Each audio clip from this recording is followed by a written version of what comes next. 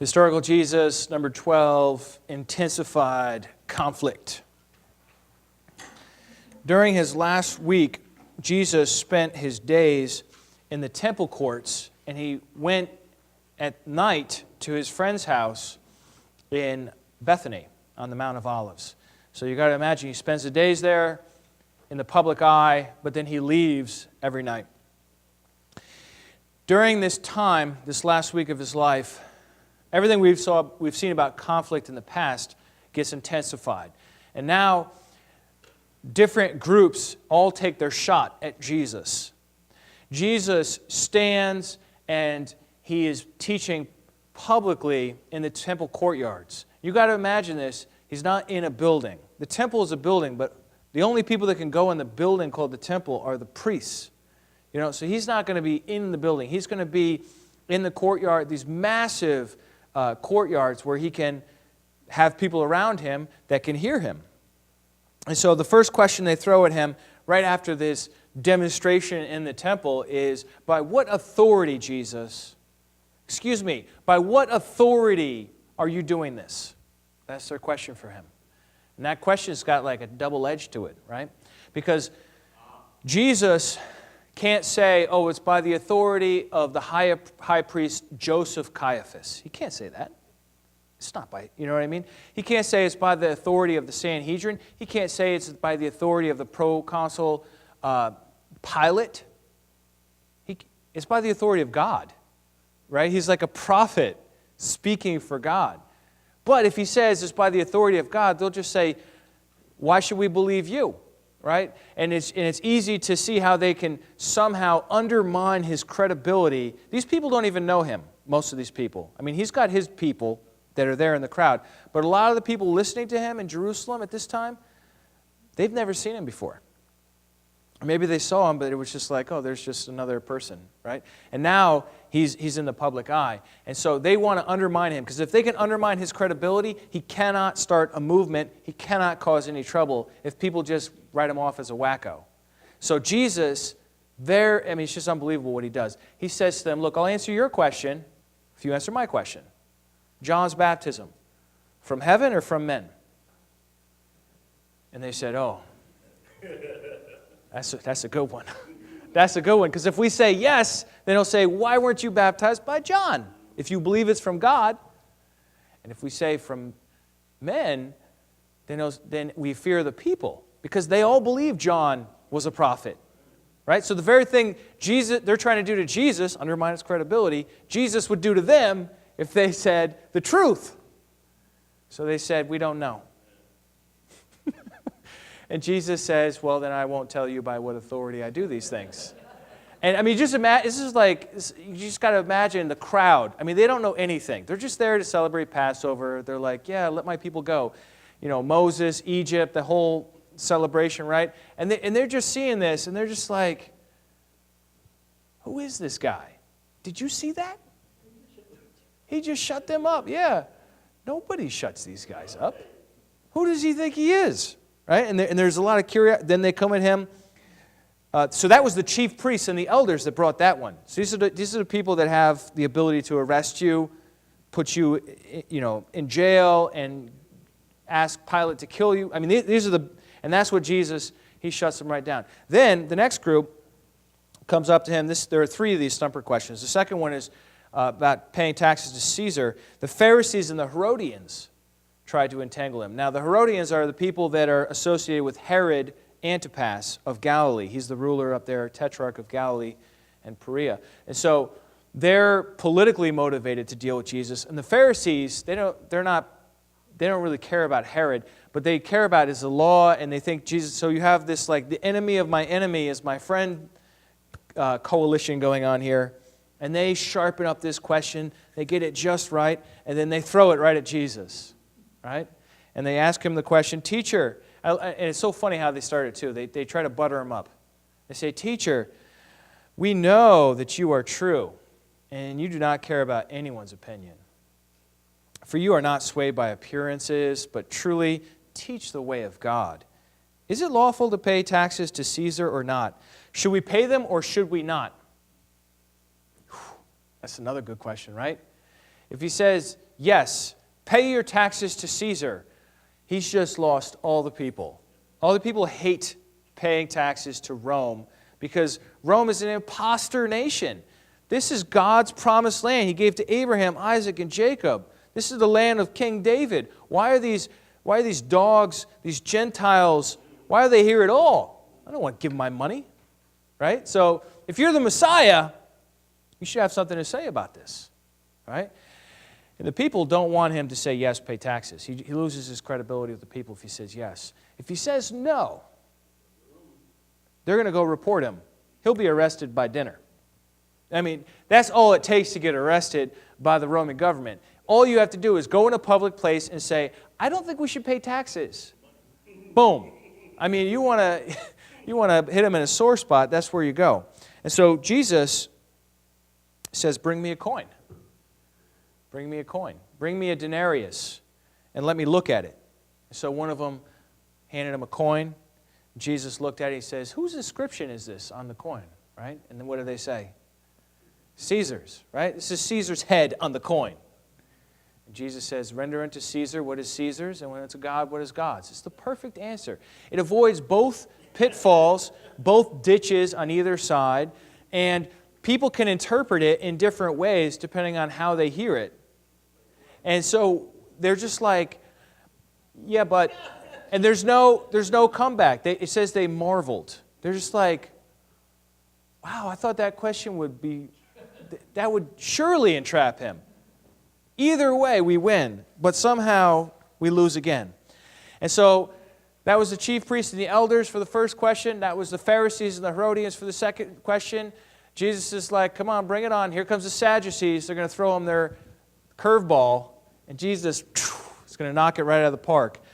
This is the third question. The Sadducees come, and they say, all right, Jesus, Moses said, if your brother dies and he had been married, if your brother dies and he had been married, you're supposed to marry the widow if he didn't have any kids so that you could raise up offspring in his name. And then they hit him with this preposterous riddle, right? There once was a woman who had 7 husbands, right? It almost sounds like an Irish limerick. And the first one dies, and then so the second brother marries the widow, then he dies, and the third one marries the widow, then the fourth one says, I don't know, it's such a good idea to marry this widow, but he does it anyhow. No, I'm just kidding. And right down to the 7th one, and they all die, and then the widow died last. She was a widow 7 times over. Whew. Yeah, this hypothetical. And the whole purpose of this is the Sadducees don't believe in resurrection. And so they're trying to deal with Jesus on that. They're trying to prove that resurrection is dumb. And you shouldn't believe in it because it contradicts the law of Moses. The law of Moses says a brother should raise up offspring for his brother who died. And so Jesus is dealing with this. And this is his response.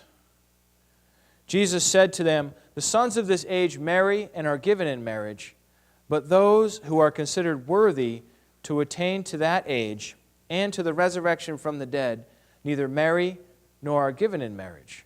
For they cannot die anymore because they are equal to the angels and are sons of God, being sons of the resurrection.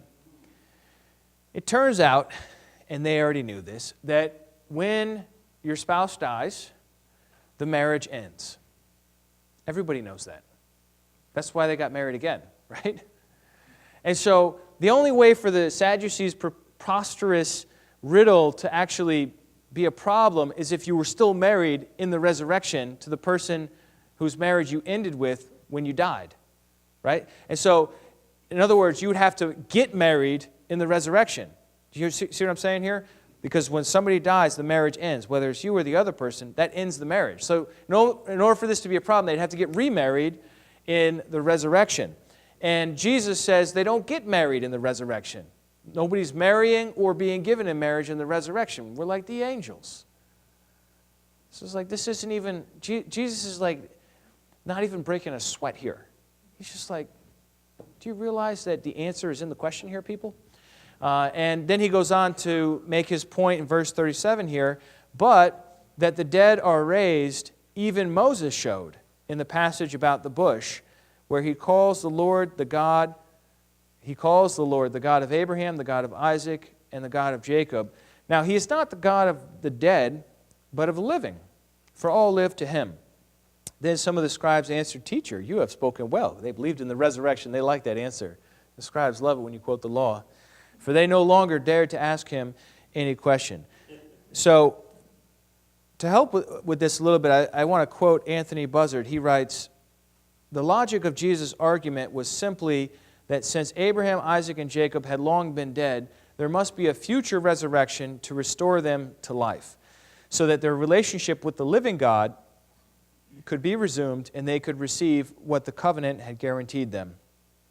On no account is Jesus' answer to be used as a justification for believing that the patriarchs were already alive. The issue between Jesus and his opponents was whether there would be a future resurrection. Jesus argued that the covenant would fail if the patriarchs were left in their graves. For God to be God of the living, the patriarchs must rise to life again in the future resurrection. And so Jesus is pointing to this statement in Exodus chapter 3 where God speaks to Moses, and God identifies himself as the God of Abraham, Isaac, and Jacob. Abraham, Isaac, and Jacob have been dead for centuries by the time Moses comes around, right? And so Jesus is using that to make the case that God, from his perspective, or however you work it out, is going to have to raise them from the dead. He's using it to defend resurrection in order for this statement to work out and to be true. It's a bit of a curious saying of Jesus, and I don't fully understand it, but I understand the point of it, and the point of it is to defend or give proof from the Bible for his belief in resurrection to the Sadducees. Now, what happens next? The scribes are there, other people are there, everybody's listening in. They're just like, what's he going to say next? You know, what's he going to say next? And the scribe's just like, wow, that was really good. That was really good. So the scribe asks an honest question. So we had 3 stumper questions, and now the scribe comes up to him, this one scribe, and asks him an honest question. And his question is not a stumper question.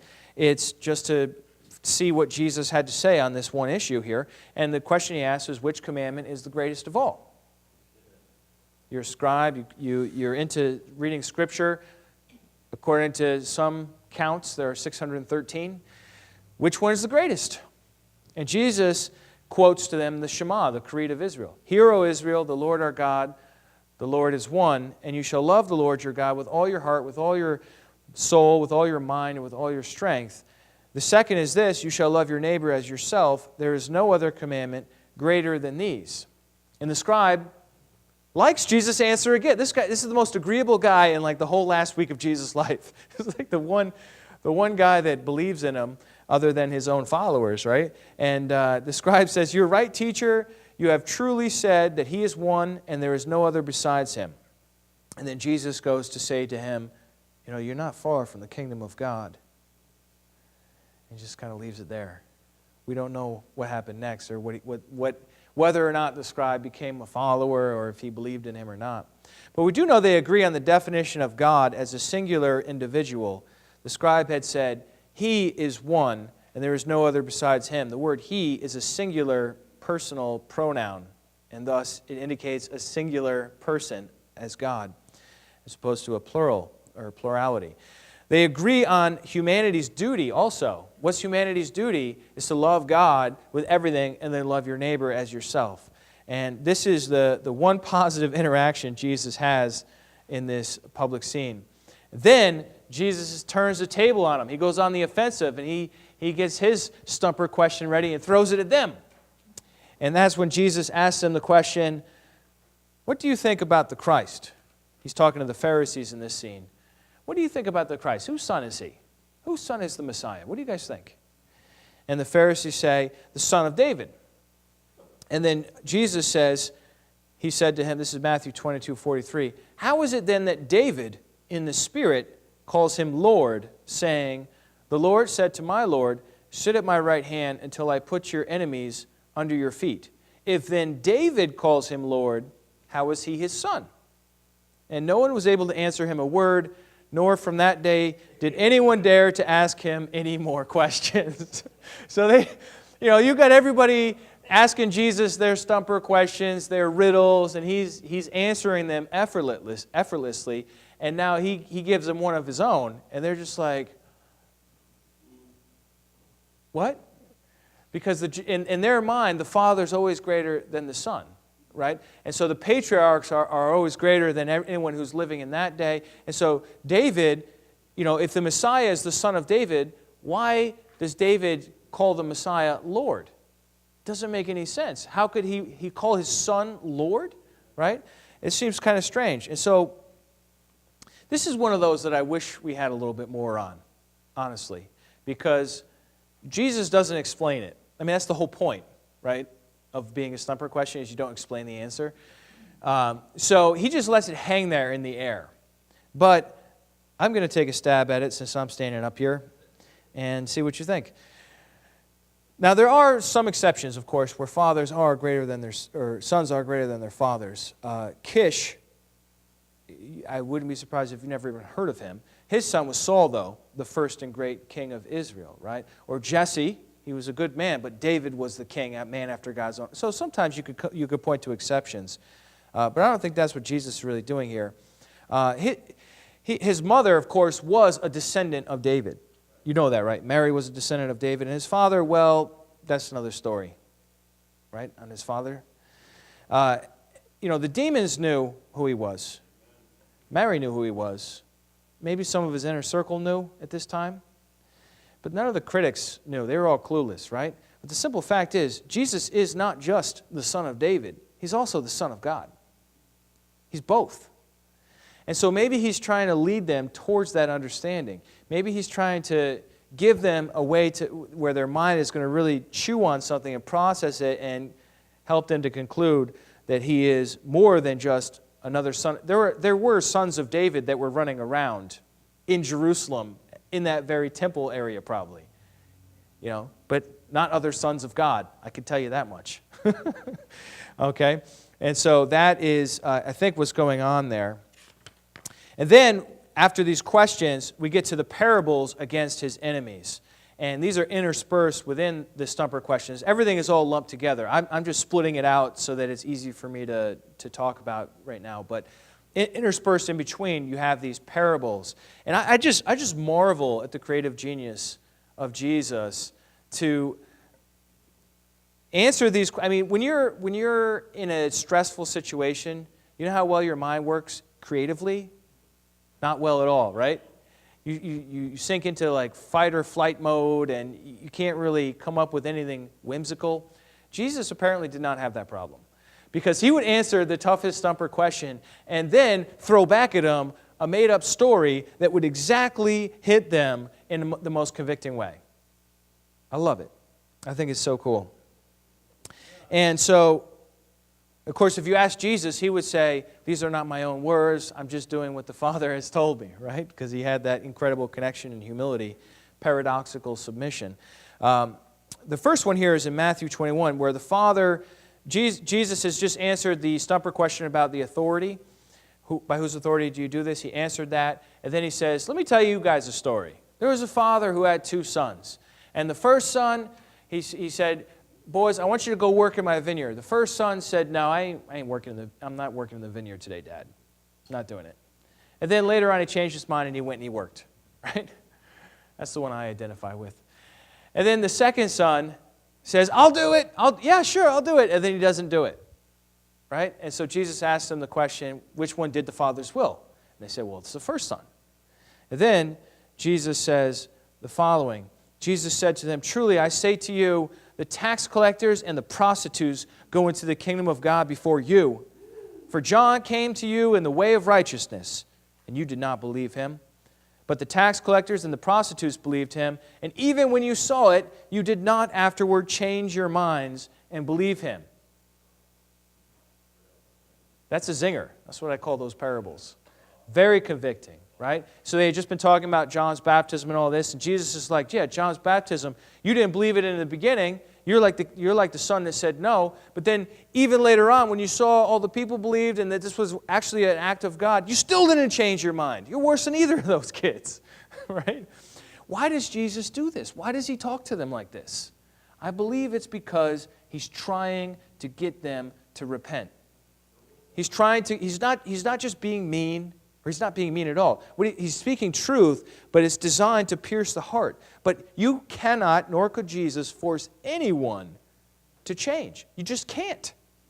Everyone has to choose. God doesn't even force people to do that, right?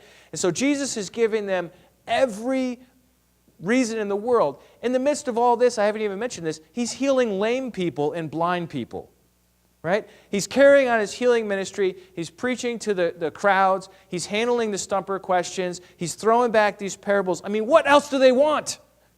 To believe that he's the one. And they just will not believe. So here's a second parable. I've got 3 of these.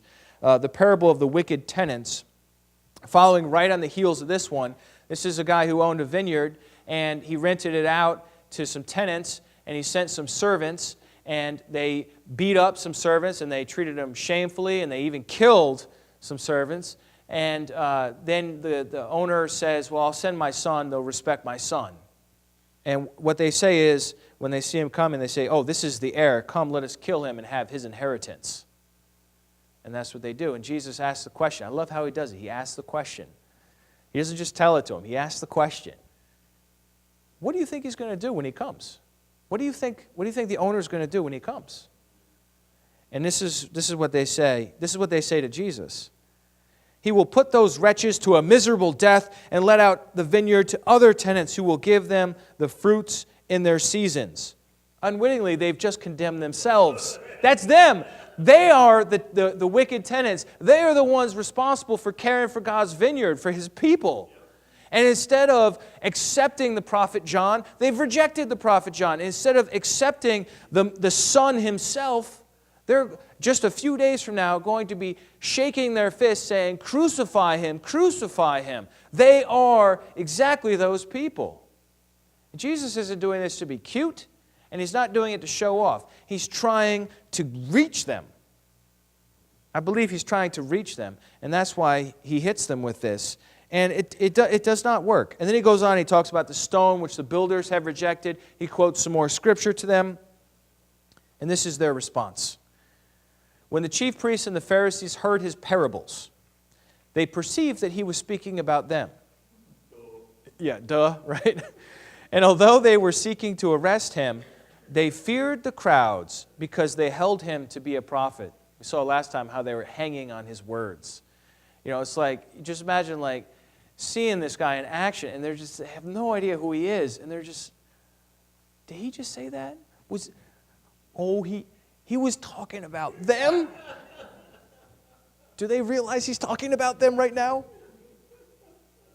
And how everyone must have been so amazed by this. And then he told the story about the wedding banquet. A king gave a wedding feast for his son, and he invited all these people, all these fancy people, all these authorities, all these leaders, all these hotshots.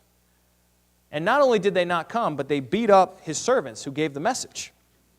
He even killed some of them. I mean, I love these parables because they're so extreme, right? Really gets your attention. And then the king says, you know what, I'm going to open up the invitation. I don't care who comes. Just grab anyone with a heartbeat and bring them in to this wedding. Because I'm going to have this wedding for my son, and there are going to be people there. I don't care what people they are, just get people there. And so that's what they do. And then and so what is the point of this parable? The point of this parable is that the Pharisees were invited to believe in God's Messiah, to join in that marriage celebration, if you will. But they did not. However, these, offscouring of society, the tax collectors, the prostitutes, the sinners, they received Jesus gladly. They're like, oh yeah, I believe in you. Right? So that's another story that's showing them, you could say that directly. And Jesus does actually speak to them quite directly after this. But when you tell a story like this, that really just brings it home at the end like that, I think it really does hit you in the heart more. Sadly, even such razor-sharp and convicting parables could not penetrate the hard hearts of these people. In the end, they would do just as the parable said. Of course, Jesus did not just use parables, he also pronounced judgment. And we looked at this a few times ago when we looked at the conflict, and I read to you part, or I think all, of Matthew 23. That's the 8 thunderous woes against the Pharisees and the scribes, where Jesus says, "Woe to you, scribes and Pharisees, hypocrites, you blind guides of the blind." So he does all that during this week as well. And he speaks to them quite directly. And so, what's the aftermath? What's the result of all this? His provocative, triumphal entry. His even more provocative demonstration in the temple, knocking over the money changers' tables and all this. It mobilized his enemies to action, right? They started gathering around him. They tried to discredit him. By what authority did you do this? That didn't work. So they tried to entrap him. Should we pay taxes to Caesar? That didn't work. So what do they do? They try to make him look bad in front of the people. And what does Jesus do? Makes them look bad in front of the people. No matter what they try, no matter what they throw at him, it does not work. And these guys, this is like the New York City of Judaism. You know what I mean? Like these are the sophisticates, the people with the education, the people that have authority and think they're so great. That wasn't really a nice description of New York City, but whatever. New York City is great. But the people in Jerusalem, these are the hot shots of their society, right? They wouldn't be living out in the country somewhere. They're living here in the city, and they are dealing with this Galilean preacher with probably a Galilean accent from the country, and he is just whooping them right in front of everybody. And but then the people that, you know, the chief priests, the Herodians, the Pharisees, the scribes, they didn't like that. But the people, they loved it. The people loved it. They debated with each other, could this be the Messiah? Could this one be the Messiah? Could it be? It's like, well, was he born in Bethlehem? Well, I don't think he was born in Bethlehem. You know, could God's Messiah be a Galilean? That's a crazy idea. I don't know. If he's not the Messiah, could he do these miracles that he's doing? He healed my Aunt Bertha. Poor woman had a terrible name. And she was lame, and then Jesus healed her, right? People wondered. And you know what? There's another thing I forgot to mention, but it's important. And it's before this entry into Jerusalem and all this, he had raised Lazarus from the dead. Okay, and Lazarus came with Jesus to the temple, and he was with them, right? So you've got loudmouth Bartimaeus and resurrected Lazarus, probably on either side of Jesus, like, yeah, what he said, yeah. And everyone's just like, who is this guy? What do we do? You know what the authorities say? They said, you know what? Let's kill Lazarus. I know he was already dead, but let's do it again. Let's kill him. And then let's kill Jesus too. That's their conclusion to the whole matter. This is what we read, Matthew 26, verse 3. Then the chief priests and the elders of the people gathered in the palace of the high priest, whose name was Caiaphas, and plotted together in order to arrest Jesus by stealth and kill him. But they said, not during the feast, lest there be an uproar among the people. And I think you kind of understand that a little bit better now that I went through some of those incidents before and after the time of Christ where there were uproars among the people. So they continued, but Jesus is like, all right, I'm just going to keep preaching. Jesus is bold. Jesus is out there. Jesus is public. He is claiming to be the Messiah in every way he can. We read, nevertheless, many of the authorities believed in him during this time. They believed in him, but for fear of the Pharisees, they did not confess it, so that they would not be put out of the synagogue, for they loved the glory that comes from man more than the glory that comes from God.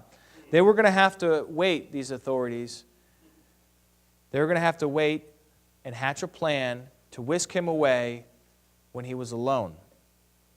But where did Jesus stay? They didn't know where he stayed. When could they get him? When he wasn't surrounded by people. If only they had an insider, one of Jesus' own circle, that could point out a time and a place when they could grab him without all the people finding out about it, right? And that's what we'll look at in the future. But for next time, before we get to Judas, we need to talk about the end of the world. So Jesus talks about the end of the world during this time. So we're going to talk about the end of the world. And then we'll talk about the Last Supper. All right? Thanks for coming.